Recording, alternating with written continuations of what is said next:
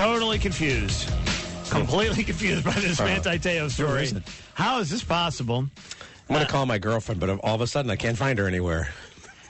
A virtual girlfriend? Wait a minute! It turns out that Manti Te'o's dead girlfriend, he's the linebacker from Notre Dame, very famous story this entire football season, died right before the season started, hours after he lost his beloved grandmother, and they were like, this is unspeakable tragedy. How does this guy concentrate and move on with his college career? He's going to have this amazing senior season, and he did. He was a finalist for the Heisman Trophy.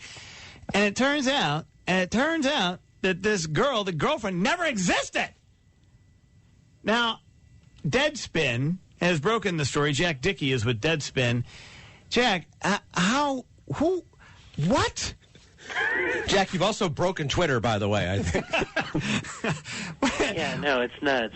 I think we broke all the servers at Deadspin too. I mean, really? We have not seen numbers like this on any story. Yeah, it's so funny. Number 5, Manti Te'o's number 5. You haven't seen numbers like this since number 4, when you had the Brett Favre pee-pee pictures. I think that was the last time you had numbers like this.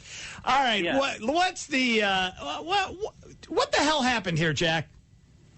I don't know. It struck us as totally bizarre. We get a lot of weird tips in our inbox, and we got one saying that if we did a little digging on Lene Kekua, Manti Te'o's dead girlfriend, who was a big national media figure early in the season when she died of leukemia after having survived a nearly fatal car accident, that if we did a little digging, we would find that she wasn't real. And we took this with all the skepticism we take our, usual out there tips. But when we did our digging, we saw just a lot of things that didn't add up. I mean, places that ordinarily have records of births and deaths, no record of her birth, no record of her death. Stanford had no record of her. She existed entirely online, within the last 2 years, really. I mean, on Twitter and Facebook, where did she exist? Yeah, Twitter and Facebook, and there was a MySpace too that was left over from when the guy who was behind Lene Kekua pulled this scam on another guy, 4 years before. But yeah, I mean, there was nothing that signified that this person had a real life, ever existed. No death notice, like anything that would come with a death like hers. Well, wouldn't you think? There. Yeah, Jack, you're a media savvy kind of guy. Wouldn't you think that ESPN, when they're doing all those slow motion maudlin pieces about Manti Te O, hero overcoming this, doesn't somebody want to go get? Don't they hire a stringer out in Hawaii to go get a picture of the grave? I mean, that's the kind of stuff that they do. And there was no grave. Yeah, I mean, that's why we thought this couldn't be a real tip, just because she had been reported, details of their courtship had been everywhere. We didn't think there was like a way that right.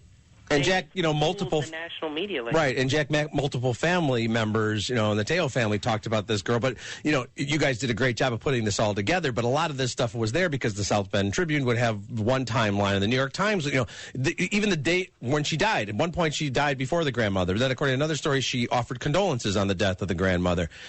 And in this day and age, it's like, well, if you're dating someone, especially kids that age, it's like, well, where are the videos of you two together? Where are the pictures of you two together? And there were some reports that she visited the family in Hawaii, and then some family members saying we've never met her in person. It's just so strange. And you touched on this briefly, Jack. Tell us about this guy who apparently is behind the hoax. So the guy behind the hoax is a guy named Renaya Tuiasosopo, whose cousin is Marcus Tuiasosopo, who was the quarterback for the Raiders in the University of Washington. And Renaya he was a high school quarterback, and evidently his football career ended, and he became a church musician. But he knows Manti very well. Someone said they were family members. Some people just said they're close friends, but they definitely know each other very well. And he was Lene Kekua. I mean, we traced everything back, and there are a lot of coincidences and people just saying, I know what happened, and he had confessed to being Lene Kekua when the fraud had happened before. And this time, I mean, it's dumbfounding to me because I don't know, when Manti knew what was going on. I mean, he's issued a statement, Notre Dame has issued a statement. but there are so many things that just make it seem like the con would be impossible to pull off. Pardon the expression. For as long as he pulled it off. Yeah, that they met apparently on Twitter, right, Jack? You know, he met this who he thought was this girl, but you know, he gave such sincere interviews and talked about it, and maybe the guy legitimately fell in love with this apparition, this idea of a girl that he was maybe he was talking to some girl on the phone or just through social media, but it's pretty clear now that he never spent one moment with any girl claiming to be her, right? He couldn't have. There was no girl. There is no girl. It wouldn't work. Now, you guys did track down, doing all this kind of image, sourcing and stuff. You tracked down the girl whose picture was used in all the news stories, correct? Yes. And she claims to have no knowledge of this.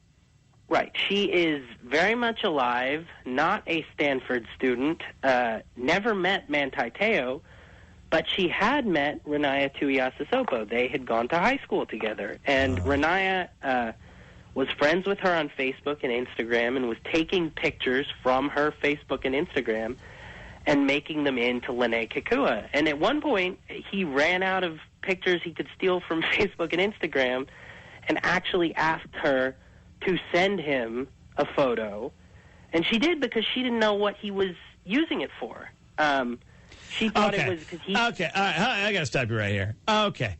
This was a huge story every Saturday afternoon, every Saturday morning and Saturday afternoon for the essentially 16 weeks of the college football season. Right. And it just does not make any sense to me how those pictures could pop up and especially, Manti Te O's story is big in Hawaii. I mean, Hawaii is a very small state by population of Hawaiians, and they're fiercely proud of those who make it to the mainland and do something big.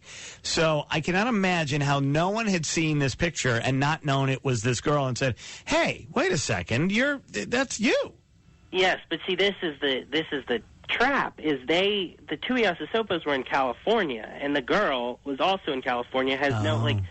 Has no idea about college football, but none of her friends. She doesn't have like a guy who goes and saw that and went, "Hey, that's." Well, the thing is, the photo wasn't making the rounds everywhere. It wound up on CBS right before the national championship game, but in a lot of segments, like the Wojciechowski thing on ESPN, I don't believe they used a photo.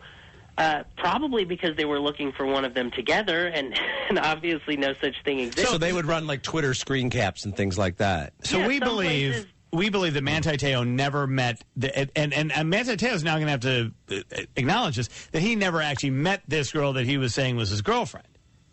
Yeah. There's he couldn't have met anybody because there's nobody he could have met. There's not a human being here.